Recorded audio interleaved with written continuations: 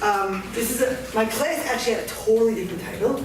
I'm going to find a way to tie it in, even though the book that I was using. What was your title?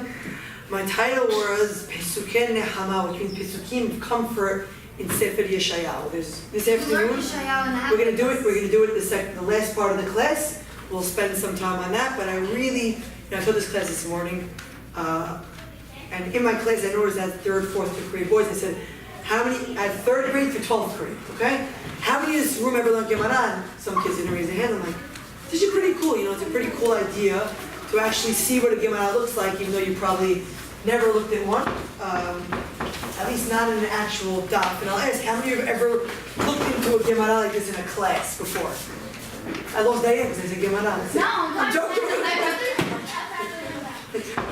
How many of you have ever looked in a Gemara for a class before? Maybe more yards. So you might have been, if you ever were Mrs. Short's class this year, I came and I taught you guys Gemara, if you remember. We're not in the class. Last year. I don't remember. Yeah, I came and I taught us Sugya. Either way. So the reason for bringing a Gemara is exactly the title that I put on top. In God of technology, I can underline things, I can write titles, is the cause of the destruction. Why was the Beit HaMikdash destroyed? Okay? You have classic answers. Anyone know why the Beit HaMikdash was destroyed? Yeah. One of them was, okay, I forgot. Okay, so there was 3 of them with Avodah Zarah. The second one was Sinat Chinam. Okay. And I forgot the second. Who was the other one? Yeah? Good. So those are the 3 reasons you learned Mrs. Soror just now? Who used to learn this one? Yes. Okay, great. And So Bar Kamsa, that's beautiful. This sets up my class even better than I expected because this is exactly what I wanted to hear. And usually that stuff's not learned until high school. Mrs. Soror did a great job. That's what she taught me. There is Avodah Zarah. The other one that you mentioned was Sinat Chinam, which involves Shtichut Damim, murder, and then Marrying non-Jews. right, okay, marrying non-Jews, which is intermarriage, which is actually something that she might have brought up from the book of Ezra, possibly. And then what? Good. Who heard about Kamsa? About Kamsa? Yeah, we just Great. And we also use that to Jersey girls. You get a chance right now to tell the story. Let's go. What's all the same? What was the essence of the story of Kamsa and Bar Kamsa? Public humiliation. What's the essence of the story? Humiliation, but what did it cause? But it caused, there was something behind the story. Right, with the story, yeah. How, Carol? How? What was the question that he brought up? The korban. Right, about the korban, about if a korban is given by a Divine non-Jew, and also like if it has a tiny moon. right. Like there was like a tiny moon, they were debating like really you were allowed to bring it if it meant. So why did he say it? In order to cause hatred, to cause destruction, which means we have 4 different reasons just brought. It's interesting that when I looked onto my computer, I always look at the previous classes. What did I ever teach 4 years ago, 5 years ago? I found this class and I went, wow. We always learn the classic reasons. Sinat Chinam, hatred between people, right? Murder between people. Kamsa and Bar Kamsa. Now, I found the Gemara that has 8, you learned 3 or 4, 8 different reasons why the Beit HaMikdash was destroyed. Now, Kamsa and Bar Kamsa is in which Beit HaMikdash? Second. Right? This Gemara seems to be talking about the first, but it will be talking about both of them, okay? We're going to start in the middle, where there are 2 lines. Yes, I drew into the Gemara on the computer. We're starting from Amar. I have a sheet here that actually says that. Amar Rav Yehuda, okay? Amar Rav Yehuda Bered Rav Shemuel. Now, this is not pure Hebrew. It has what's called Arabic. Good. What? No, not Arabic. Aramaic. Aramaic, okay? I'm going to be translating. You know how to read What? Aramaic? You were supposed to know as rabbis, yeah. No, we don't give it off from like 7th grade, so you know all this Aramaic. So. And I had a really good teacher in 7th grade who came out. Amar Rabbi Yehuda Bereh de Rav Shemuel, the son of Rav Shemuel says, Mishemeh de Rav, in the name of Rav. En hadeleka metzuya. Fire is only found b'makom sheyesh gilul Shabbat. When are you going to find a fire that destroys things? when people are not keeping Shabbat, when people are desecrating Shabbat, that's when you're going to find fire burning things. We'll explain why in a second. Wait, why does that have to do with Shabbat? Because you're not allowed to light a fire on Shabbat. Oh, yeah. I'm just thinking about the following. When are you going to find fire destroying things? When a community is not keeping Shabbat. That's what it's saying. But interesting. Interesting that the main thing that breaks Shabbat is that you burn fire. That's very good. I didn't think about that. For next year's class, when I teach it. I have to quote you though. Shene'emah. What's the reason? The reason is, you see this small little 7? Yeah. Now, if you really want to see the whole pasuk, on the left side of the Gemara, this is an interesting type of Gemara, it quotes the Pesukim on the left side. So you have nekudot and everything, you have the whole pasuk. If you hold the number 7 within the Gemara. I can't read any of Wait, them. what's the question? The question is, I'm trying to. why is it that, how do I know that desecrating Shabbat brings fire that destroys things, brings a chorban, brings destruction? How do I know that when a community is not keeping Shabbat, destruction comes? So it quotes the pasuk, Shene'emar, ve'im lo tishme'u elai, if you don't listen to me, lekadesh et yom HaShabbat, to make Shabbat holy, ulbilti se'et masa, ve'hisati esh, and I will bring fire, b'sha'areha, in the gates of the city, ve'achela armenot Yerushalayim, I'm going to consume and eat up the palaces of Yerushalayim, ve'lo tichbeh, and it won't be, the fire will just keep on burning. It won't, they say with Beit HaMikdash, it was burning for a couple of days, a few days. Ve'lo tichbeh, don't you have a fire department? Shouldn't a fire department come? Someone sees a fire, what do? Put it out. So how can the pasuk end, ve'lo tichbeh, the fire won't go out? How's that possible? That means Hashem really, doesn't that mean that Hashem really wanted it to happen? And how? Exactly what the Gemara asks the next line. Amai ve'lo tichbeh.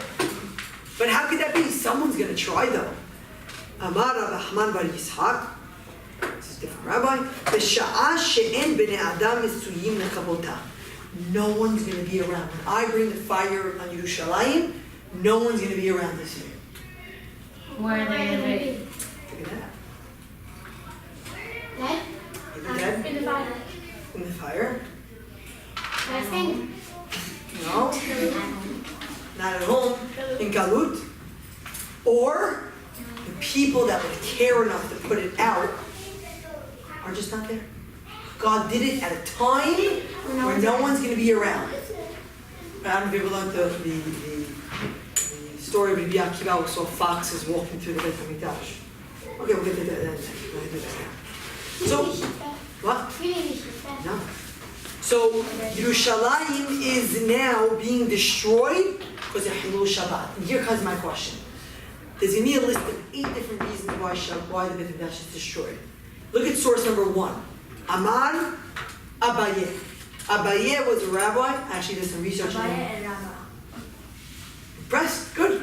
Abaye and Rava.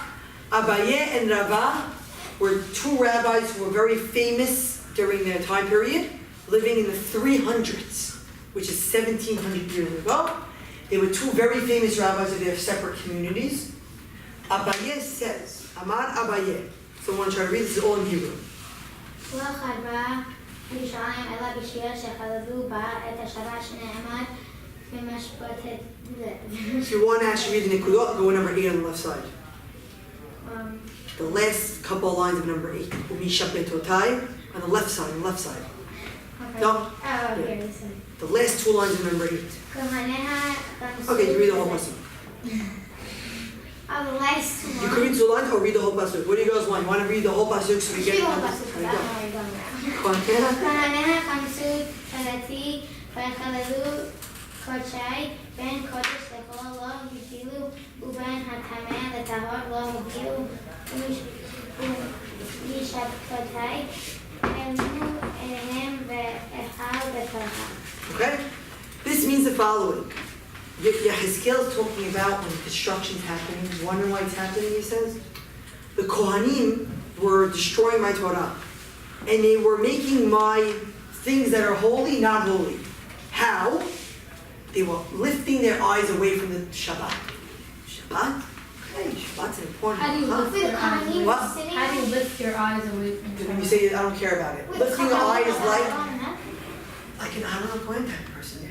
Lifting your eyes is like when you're walking by something, and there's a halakha that says when you have something that's lost, you have to return it.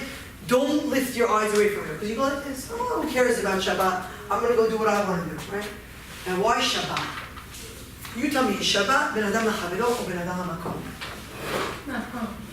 How? Because Hashem gave it to us. Like Okay. it's a time to reflect on ourselves. Okay, so you reflect on. Okay, good. So take those together. God created the world in 6 days, and you're remembering creation of the world by doing what God did. On the 7th day, you are resting. Good. But that's only one reason why the Shabbat was given. I expect the 8th grade girls in this room to know there's another reason for Shabbat being given besides for God created the world in 6 days and rested in the 7th. There's another reason. There's another reason for Shabbat. Shabbat has 2 reasons in the Torah. One in Sefer Shemot, which is I created the world, and one in Devarim. Devarim says, keep Shabbat, give your slaves rest because you were slaves in Egypt. Because you were slaves in Egypt. Take care of your slaves. Give them rest. Let them have some rest because you know what it's like to be a slave. Is that ben adam lachavero ben adam lamakom? So, let me ask you again, is Shabbat ben adam lachavero or ben adam lamakom? Is Shabbat mitzvat aseh or lo ta'aseh? Both. There are things you're supposed to do. I'll get to you in a second. Positive things, treat Shabbat properly with prayers and with food. That's what's called oneg. And then don't do melacha. So again, let me start again. Is Shabbat aseh or lo ta'aseh? Is Shabbat ben lachavero ben lamakom? And what else is Shabbat? There's one more thing that it's called. It's called an ot. Ot and let's sing Kiddush for a second. Okay? Shamru is the Shabbat Bedorotam. Berit olam. It's a berit and it's an ot. It's a deal. It's such an important thing because people always think Shabbat is for Hashem. It's not true. We have meals on Shabbat. We're supposed to eat on Shabbat and be with family. So it's both the positive and the negative, the human and the God. And it's a berit. And it has everything in it. For that, you desecrate that purposely. Not, I didn't learn properly, I didn't know about it. When you're really desecrating it in a way that's, yeah, extra chairs. So the thing with Shamor that is Yes, Shamor is known as the lo ta'aseh, and Zachor is known as the aseh. So what does that have to do with the Kohanim? Even the leaders desecrated Shabbat. Imagine you saw 25 rabbis on Shabbat. Driving cars. Yeah, and they're supposed to be like. Good. Why did I say 25? Because there's a nevuah now. God takes him to the Beit HaMikdash, and he gets there and he sees a bunch of Kohanim with their backs to the Aron, bowing down to Avodah Zarah. That's what it was like during the Beit HaMikdash was destroyed. Imagine. The Kohanim, the leaders, are breaking the laws. Oh, that's They're telling people, keep Shabbat, and then they're not keeping Shabbat. that who is That was, Hypocrisy. It's very deceiving. okay? The picture of girls making the action.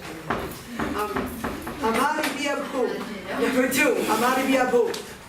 Ask a favor, just leave 2 chairs in here if possible, okay? Amari BeAb. Well, I'll try it. Anyone else want to read? Otherwise I'll leave it to Lenore. I don't know if I'm. You can try. Okay, Amari BeAb. So where's the. It's not Abu from, Abu. לא חגה ירושלים אלא בשביל שביטלו. What does it stand for? Kiryat Shema. קריאת שמע, שחרי וערבית שנאמר. You ready for the nekudot in that one? Hoy mashkime baboker. Okay? Hoy. כל משכימי בבוקר שחר ירדפו מאחורי ונשף יין ידליקם. Which means what? What do people do instead of doing Kiryat Shema? What are they running to in the mornings? Instead. What are they running to instead? You would think, but it's not. Oh, I'm sorry. you would think Kiddush. Why? What did you hear about? Which words did you hear about? Yain and Shechad, not Kiddush at all. Party? Alcohol, drinking, getting drunk. Instead of running to say Shema, and I gave the for the boys it was easier. I gave the example of at night instead of Kriyat Shema, you're playing Fortnite. The girls a little bit harder, but okay. But instead of it's like something that you get attached to instead of going to say Shema. So 4 hours of X instead of 4 hours of Torah. You spend so much of it. You didn't do Kriyat Shema, and you purposely didn't do it. Uchtiv, I'm going to finish this one. V'aya kino v'nevel tov v'halil v'yayin mishatehem. Instead of doing what God wants, they're playing instruments, they're drinking, they go concerts all the time instead of Torah. All the time, constantly. Wait, is that why you go to concerts because you can't? No, just that becomes the focus of their life. That they're running every night. Think about what concerts represent in terms of the world today. Mm-hmm.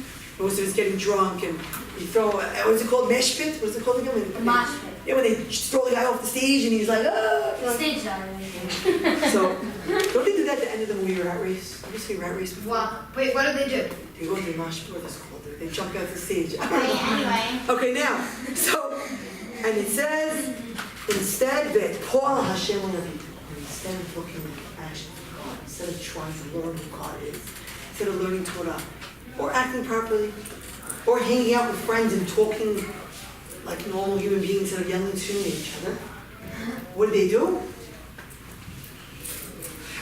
Go take care of my stuff. I gotta go indulge in life. I gotta go enjoy life. Leave me alone. Number 3. It's someone else reading. You want to read number 3? Oh, Lori. That's bad. Lori's mother's name, I guess. Someone else who hasn't had It's terrible joke. It's for Tish'a BeAb, you tell very bad jokes. Okay? Yeah. No. Yeah, I don't get You're it. supposed to tell bad jokes Tish'a BeAb so that people are mourning the fact that your teacher's telling jokes.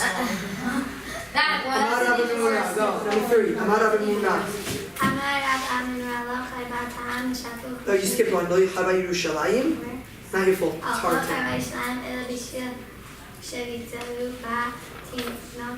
תינוקות של בית הלן שנראה שפוך עולה לחוץ בגו. בגו means בגומר, it means etc. בגו מה יש להם שביצעו בתינוקות של בית הלן שנראה מה טעם שפוך? מה טעם? It's very hard. So you land on the word ma and go to the word ta'am. Ma ta'am. Where there's a little 13 on the side. Okay, this is my most interesting one that you don't usually learn. You know why the Medrash was destroyed? Because they didn't have students, children learning Torah. Tinokot shel bet Rabban is something you may hear in the prayers of Yom Kippur, that God should forgive us in honor of the children learning Torah. Because they were 1st and 2nd and 3rd graders, and also 6th and 7th. Because children learning Torah, when you refuse to teach children Torah, Bet HaMikdash gets destroyed. Where did they learn that from? A very interesting learning. The Torah Pasuk says, Shefoch, God is destroying Ad Olal Bachutz. Really, the translation is, they're even killing children. But they read the Pasuk differently. Shefoch, God is destroying the world. Why? Because there's children on the street not learning Torah. Yeah, but we don't, is this considered learning, This is considered school. School doesn't mean the formal school. School means that there's no one, they used to no stop one children. wants to learn? No, the parents and us are not. They used to stop children in the middle of the street and ask them, what's your pasuk today? Meaning, what Torah do you learn today? What pasuk do you learn today? If there are no children walking the street, and people are asking what you learned, look what you just said. I learned the story of Kansa Bakansa. You knew what you were learning. Because there's a purity to kids learning Torah. Different than adults. There's a purity to the idea that from a young age, kids are learning Torah. Right now. There's a purity to it. There's some sort of there's something special about watching a room of students, of kids learning Torah. It's different. Adults, they're sitting, listen, I'm not saying that kids don't go on their phones, but the adults, they think they're taking care of this thing and that thing and this, and I have to do that, and I have to go work. Kids are sitting, they don't have to worry about the phone, even though they do. The second that phone comes out of the phone box, it's like the whole world hit, I can't. Oh my gosh. Woo! Like so, oh my gosh. If you put your phone in the phone box in the first place. Like, Never put it in. I never put it in. That's why I said it. In order to avoid temptation. But on the last day of school, we knocked ourselves out. I didn't put it in the last No, one. but that's my point. My point is, but look at this right here. If you go into any of the classes inside, I can bet you, I was on my phone, I was texting my wife, my kids were on Snapchat. With kids, imagine a second grader. There's no worry. The kids in the classroom, it's like a treat to them, right? I'm not saying different, I'm just saying for every single day that they're learning, it's Well, it like, has to be interesting if the kids that want to be involved. but it's different with the younger kids. It's like, they think of first What grade, does that second have to do grade. with it, like? The moment that seizes and loses, the world's gonna get destroyed as a result. Because you're not training leaders, there's no, I'll add another thing. We live in a world where there are people who are learning Torah all day, let's say, Kollel, things like that. In the time of the Gemara, most of the rabbis you're hearing about now had a job. There's a rabbi here, if you hear the next page, he went to the Mikdash once a year. The other 364 days, he had to go work in Babli, he had to go travel on the sea, and he had to go work and work and work. What, he was a rabbi? He was a rabbi. He was a genius. I just went to a class like that. You know, Joey Mosseri, you hear of him? He's a pharmacist. Yeah. He's one of the smartest people that I ever met. He gave a whole class just now. But what is he doing? He's usually working. When he's not working, he can teach. So think about now. Everyone has to, if you want to make money for your family. You Good. have So at 2 o'clock in the afternoon, what is most of the world doing? working. Working. Except for who? The students. The children who are learning in school. And the high schoolers are a bad example because in the time of the Gemara, the high schoolers were working. The 13-year-old was working. I'm sorry to say it, but you were married and you were married. I'm sorry, but it's true. Ooh, who's the soulmate? Again, I'm just saying that. Listen to the reality of the time of the Torah. In the time of the Torah, girls were married from a young age. Boys were working from a young age. Who was learning Torah? The 9-year-old, the 8-year-old. No one else was in a Beit Midrash in the middle of the day. So now think about it. Why is the Beit Midrash destroyed? Because I get it. You can learn Torah, but you're not educating the children. How dare you? I always use this when people try to take my class for other random things. So I learn the Torah. Are you kidding me? You want the school to get destroyed? You gotta learn. Someone's gotta learn. But the setup's very different today, right? We have a bigger group of students learning Torah throughout the day, even better. We have students from the age of 6 to 25 who learn Torah, they don't have to go to work. Oh, that's very But back then, you had a very... one of the reasons why it was destroyed because the older people couldn't call. They weren't getting the students educated. Now, I'll get you even more than that. We'll get to it later. Wait, I thought you just said that they were the ones that were learning. No, they were learning. The adults were not educating them. They weren't learning. And because they weren't learning, they weren't being taught. Imagine how much knowledge you walk out of when you walk out of the class as a student, as a kid. With adults' distractions, it's very hard. The second they leave, you come out with a knowledge, how much information you took in during the class. Yeah. It's very different. Adults can't do it. They're like just fidgeting to get out. Yes. Students, it's easier to do it. That's number 3. Number 4. Who wants you? Andre, number 4. Andre.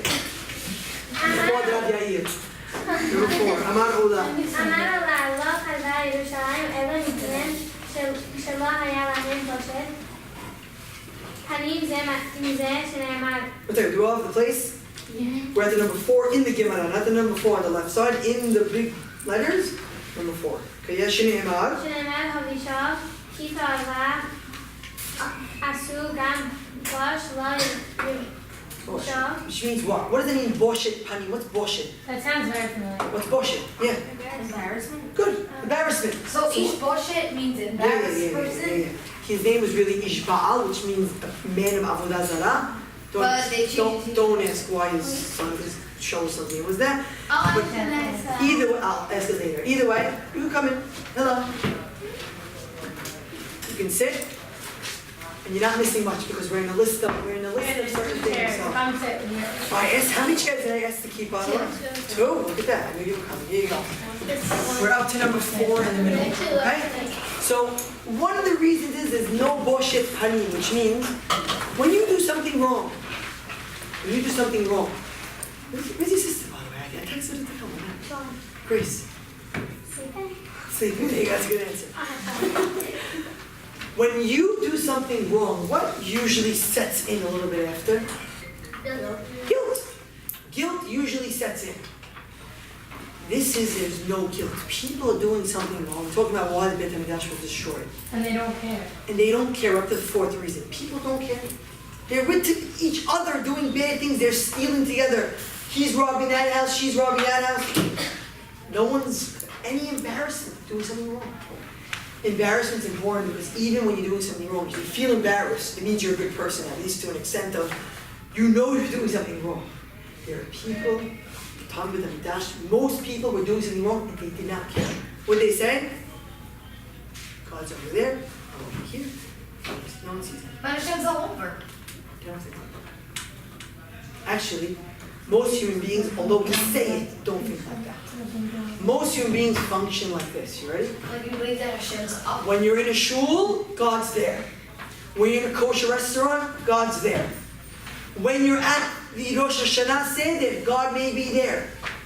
When I'm playing basketball, God did. But he's always there because like he's telling Again, Carol, I'm agreeing with you, but I'm saying that most people, although we say it, that idea is from a song of Uncle Moishi that most of us, no one ever thought about that before. Hashem is here. You know, Carol, 100 years ago, if you told people God is everywhere, they wouldn't really understand what you were saying.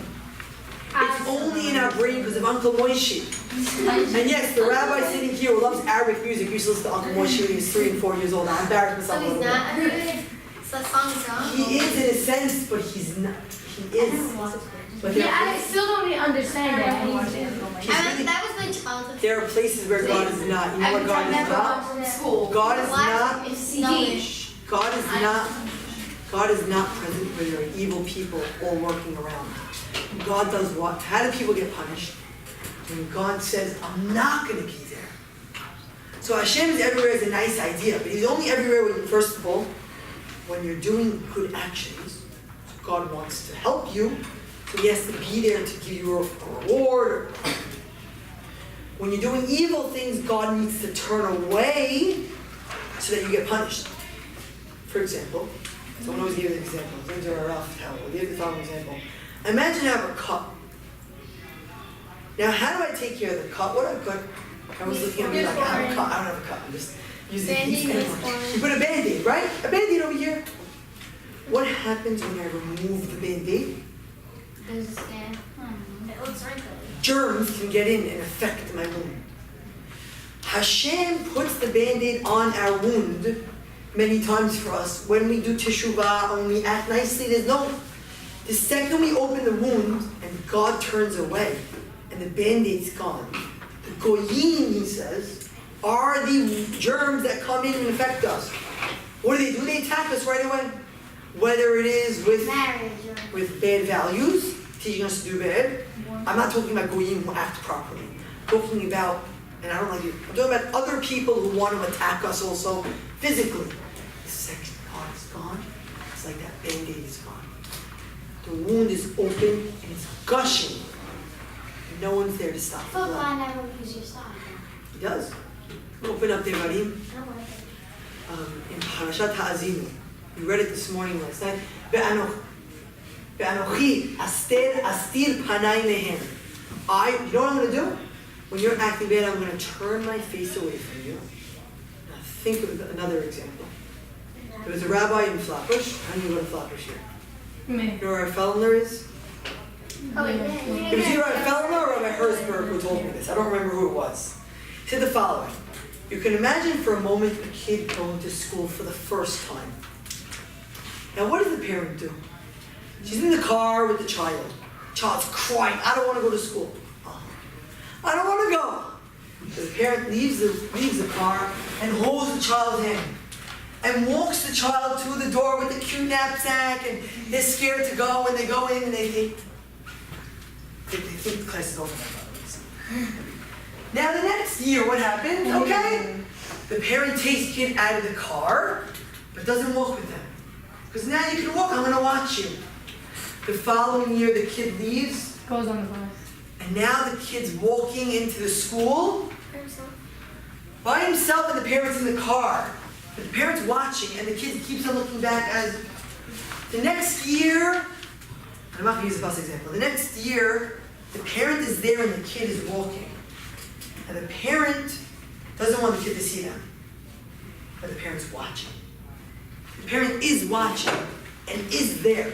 Now how did I get to that? Someone asked me a question about God watching. Even when you don't see him. There's times where God is there and you don't see him. But we never see him ever. That's the point. God originally we saw him. What does originally mean? Before Yetziat Haggai. Mitzrayim, with a miracle. Kiryat Yam Suf. I would say the establishment of the state of Israel being a miracle. But then God slowly says, I need you to behave in a way that if you always saw me all the time, you know what would happen? You always would want me there. That's how we would relate to God. If God always made himself visible to us, we would always say, God, I need you. God, what are you doing? God. Instead, he's there, like the parent who, by the way, some of your parents have been passing by this door without you seeing them. Yes. Some parents are passing this to watch on you. Make sure you're in there. Like, I don't care about your kids. Well, I want to see the kids in 7th grade. But they're passing. Did you see them? I saw one parent. You might. I saw that. But my point is that, and I want to get back to the Gemara, my point is that, yes, you don't see God. For me, by doing positive action, I bring God closer, even if I can't see him physically. You bring him closer like the parent who's bringing the kid off to school and is there in the car driving by and watching the kid participating in the class and the parents smiling. But you don't see them. Now you're all looking for your parents now as I'm saying that. Well, we always want him there no matter what. I think he's right there. I don't think he's right here. I think he may be like, I don't know. It's a great question. I don't know. You know what? I don't want to feel egotistical and so special that God's not right there. I feel very like holy. If we know he's there and not visible, then we're just gonna know like he's watching. You said if he's visible, then everyone's just gonna go and ask him, oh, I need you. But if he's not visible, then what? And we're seeking out what he is, even though you can't see him. Through the people that did see him, like Moshe Rabbeinu, Rabbi. Through the Tanakh, through the Gemara, through people that did see him to a certain extent, but didn't physically see him, but they got close with him. Okay? We're asking them questions? Yep. Mm-hmm. We're learning from them. So let's get to the next source. We're learning from rabbis who understood God, who learned from the Pesukim. So I'm going to do a little bit of a recap. We have 4 things so far. First reason why this is short was? Good, not keeping Shabbat. Number 2. Number 2. Number 2. Not reading Kiryat Shema, Arbit, and Shachrit, and instead running after what? Fortnite. Very good. Running after alcohol, running after drugs, running after bad things, instead of doing Kiryat Shema. Number 3. Not teaching. Good. Yeah. Good. Not teaching children Torah. Number 4. Embarrassed. Not being embarrassed. Not being. Right? Not being embarrassed by acting improperly. Number 5. Amar Rabbi Ishaq. Sophia? Carol? Number 5. Yeah. Amar Rabbi Yitzchak lo karva Yerushalayim ela bishvil שהושבו קטן וגדול שנאמר והיה העם כהן וכתיב בטירה.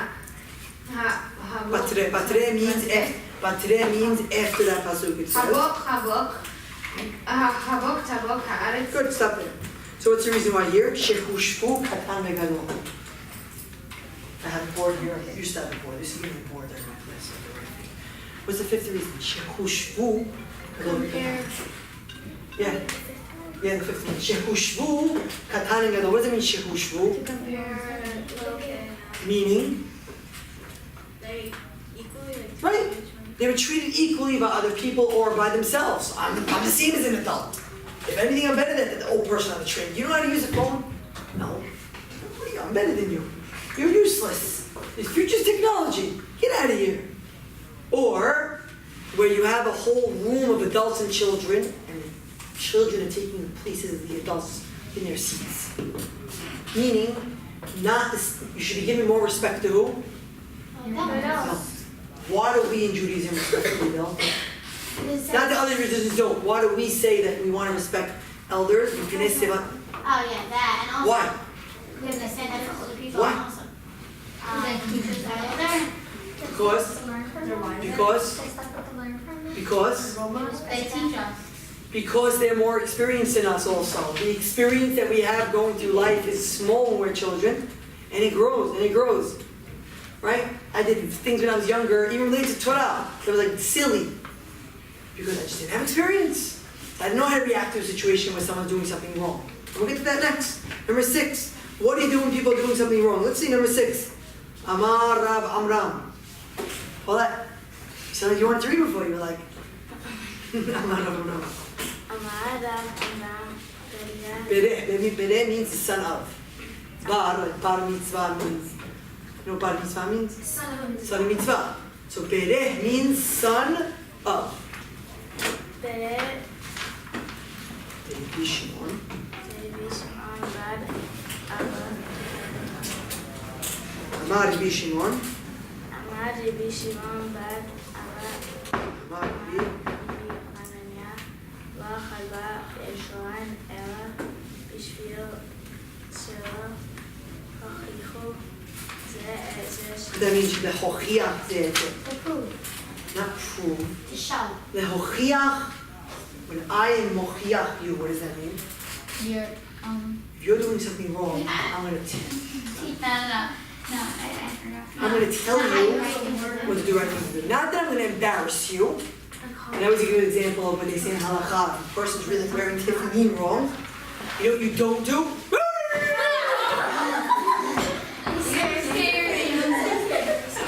That's actually my text a lot. So if someone fell asleep, they're like, you can't listen out. People go, like if tefillin's wrong. Stop. Halakha says you go over the person nicely, you explain to them. You wear tefillin, you tell them nicely. You don't go like things like a person a person's about to eat something not kosher. I think the best thing to do is to start screaming at them. Peacefully explain to them, not even maybe when they're doing it, maybe waiting till after. To teach them things is much more valuable than trying to break them down. Because sometimes you gain nothing by it. Now, who was the biggest person that gave the most rebuke? It's called rebuke. The Am Yisrael, who told them, yeah, this, starting from this parasha, Moshe told the people, remember what you did in Chita Eid. Remember what you did in Chita Merabim. Remember how you complained to God. Teaching them to learn from their mistakes. Not making fun of them. Moshe told them, Hashem loves you. Because he loves you, you need to learn how to act properly.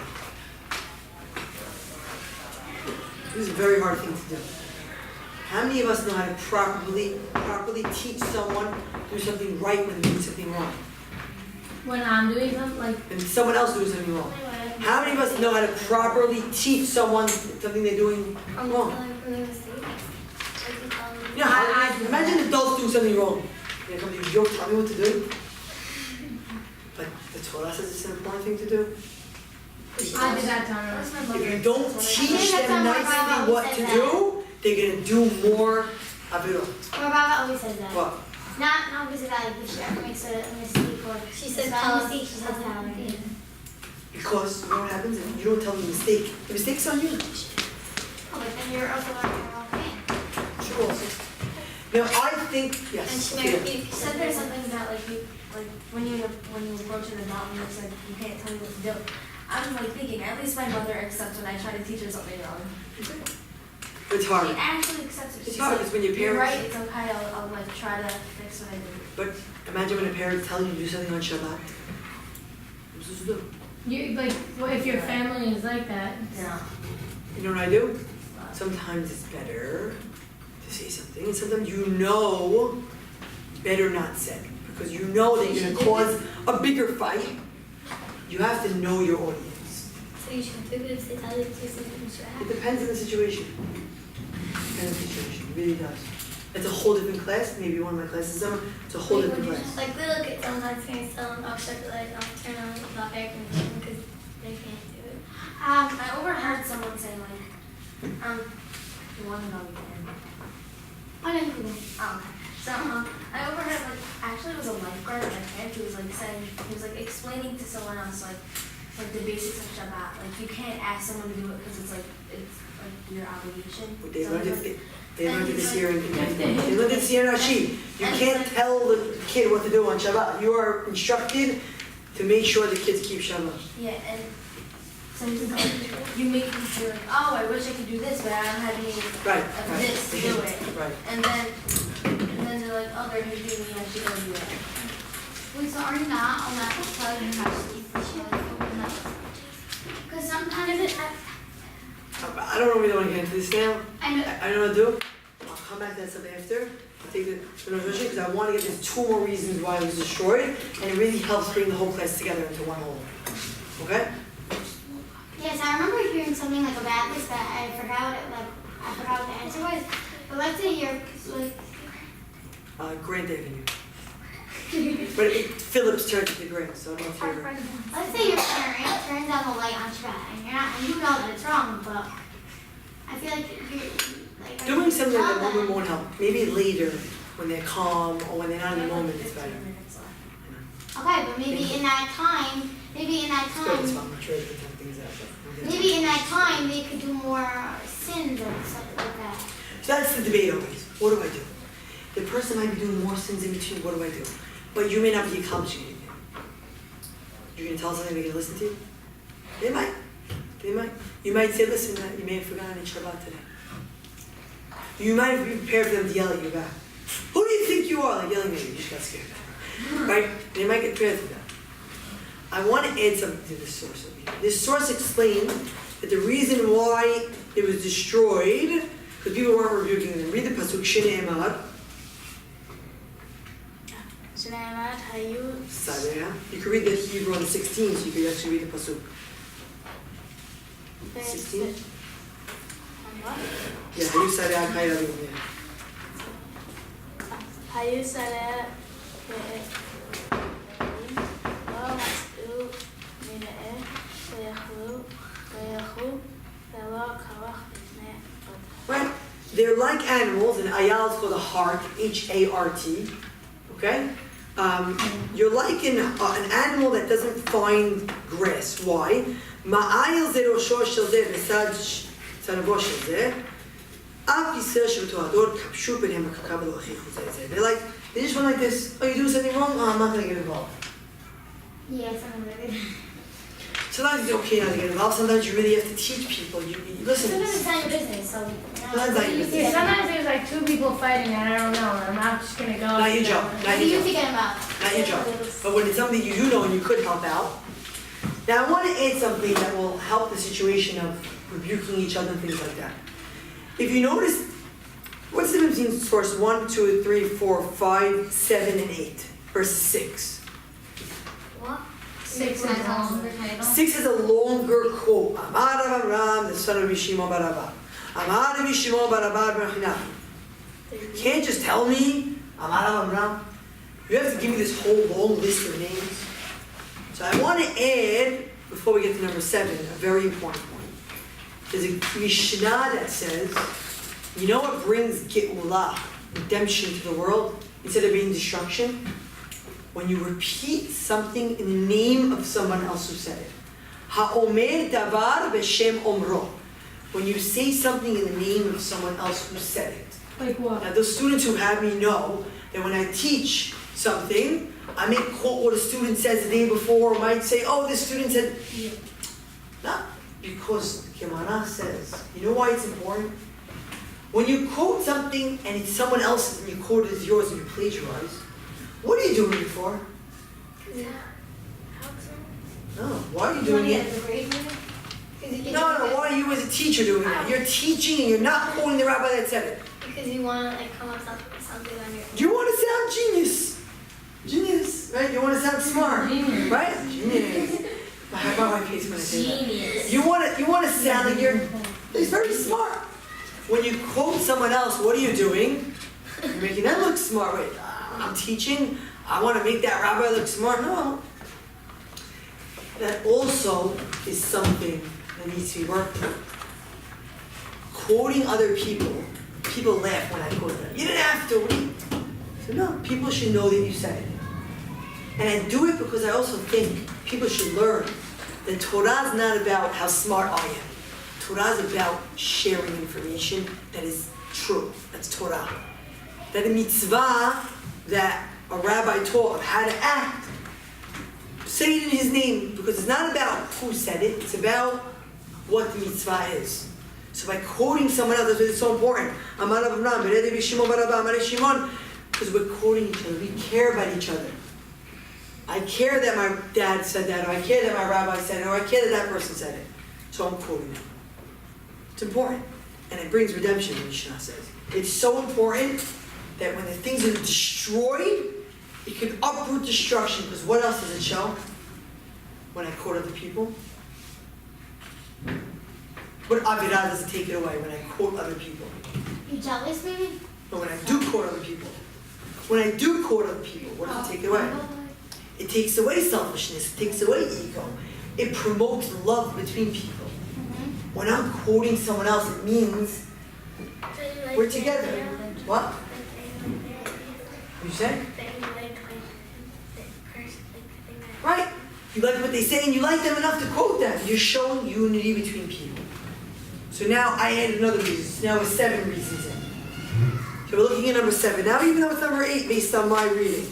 Amar Rabbi Yehuda, Lo hareba Yerushalayim ela bishvil shebizu ba talmidei hachachamim. But the Mikdash was destroyed because people didn't care about the words of the rabbis. Oh, who cares? Hamor, what is he talking about, right? Can't talk like that. Shneimar vayum al ibim malachei Elohim gozim devarav mitavim v'nevav. That they made fun of the words of the rabbis and the words of the people. Ad alot hamad Adonai ve'amo, until God got so angry with his people. Years before to say this. Cheers. There's 2 seats here. Ad le'en marpa, until there was no. Listen carefully. It's like when you're sick, you want a medication, you want to feel better. Here the Rabbi says, because of the bad things you did of making fun of the rabbis and the leaders, the good people, not the people out, there's not going to be a medication for your action. Many times we say we're not feeling well, we need Advil. I have this, I need this, I have that. Here they're saying when you make fun of, I don't just mean a rabbi, I mean someone that's wise. A person of Torah, when you make fun of them, you know what happens? There's no healing to your action. There's no, it's called, you know what a remedy means? Remedy is like a heal, something that heals your problem. Why is that you can't be forgiven? Why? You made fun of someone of Torah in public. So You you embarrassed him. I said then you Her. tell everyone that you. Good, you could do that. But they're saying there's no marpa. Why is no marpa? Because in the following he says, let's go now to where it says 18 in the Gemara. You see it in the Gemara, number 18? Dichtiv al tigeu. Al tigeu b'mshichai u'mibiyai al tareu. The Rabbi says, don't touch my Mashiach, my Meshichim, u'b'nbiyai al tareu, and don't mess with my Nevi'im. What does that mean, don't hurt my Meshichim? What's a Mashiach? An anointed person. Which is what? Messenger. A king, usually. It's usually a king. Usually a king is someone that is al tigi'ubim shihai. And you know what the Gemara says about it? You know what Rav, the rabbi named Rav, you know what he says about it? He says the following. What am I talking about when I say, see parents just love looking in here. Which one of you here is a towel? No, it's towel parent outside. I mean, my mom. You know what that means? You know what it means? don't mess with the children who are learning Torah. As the Gemara says. You know why the Midrash gets destroyed? Because you interrupt the students learning Torah, you don't let them learn Torah, and you make fun of Talmidei Chachamim. Two things that brings the ultimate destruction of the Midrash. Making fun of teachers and not letting students learn Torah. Basically, I came to someone after class and I said, basically our schools are what keep the world going, because now let's get to the line right before Ve'amar Rabbi. We're 5 lines from the bottom. Okay? Actually 6 lines from the bottom. Go 2 lines up where number 8 is, Ve'amar Rabbi, and you see Mishum Ribi Nesiya. And Mebatilin, we do not cancel Tinokot Shebet Rabban, the learning of the young children. Afilu lebinyan Bet Hamikdash. Even if we're going to build a Bet Hamikdash, you know what we don't do? We don't say, the students have to stop learning Torah. Never stop on. Ve'amar leShakish Leri Nesiya Kach mekublani me'abotai. Here's what I learned from my parents. Ve'amnila me'abotecha. Kol ir, any city, she'en bat tinokot shebet rabban, any city does not have a school system for children, maharibim ota, we destroy that city. You guys should feel so special now. We destroy a city that doesn't have a place for students to learn Torah. Feel special. And another rabbi says, we don't destroy it, but we put it in exile. We say that city's not a Jewish city anymore. Students must learn Torah. That's why in the summer we have classes. Not because we think it's cute to have classes. We think it's important for students to learn Torah. Now we get to the final source. Amar Rabba.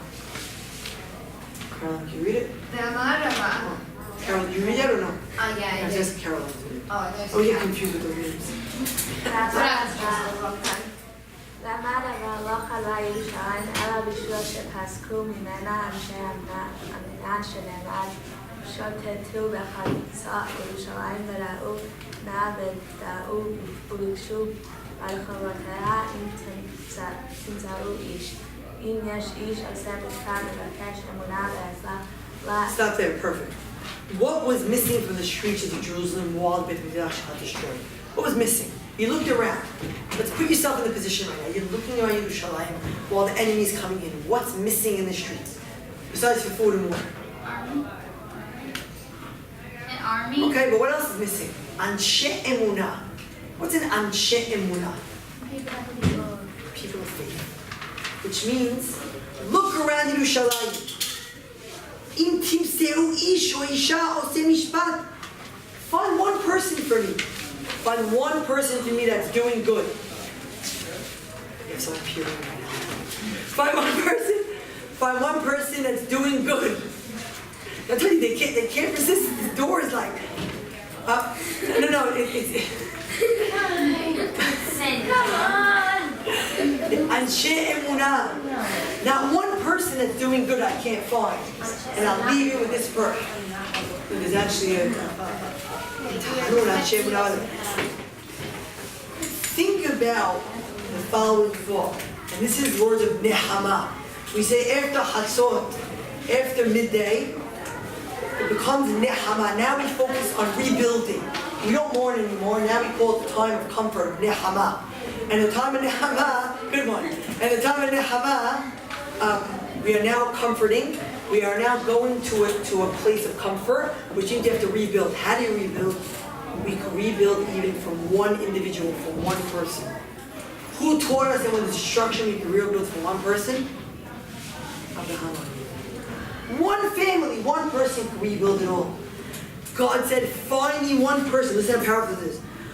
Find me an ish oseh mishpat mevakesh emunah ve'eslach la. And I'll forgive all of Israel. You find me one good person. There wasn't one good person. Look into Tehillim, he's one Dal en gam echad, en oseh tov. There's not even one person. Or maybe it means one family doing good. Everyone is destructive. He says, destroy it all. The answer is, I'm giving you homework to do. You have a phone, go to Psalms, Tehillim, Mizmor 15, Tedvav. Read what it means to be a good person. What God was looking for. God was looking for a righteous person. What does that mean? Be the righteous person. Each one of you in this room,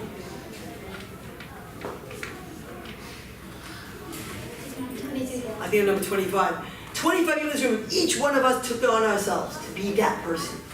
We would have 25 more families, and eventually maybe 2,500 more people who can act in the ways of the Torah, who can rebuild the world, and bring a time of nehama, of nahamu ami, a time of positive rebuilding. Thank you. What's your question?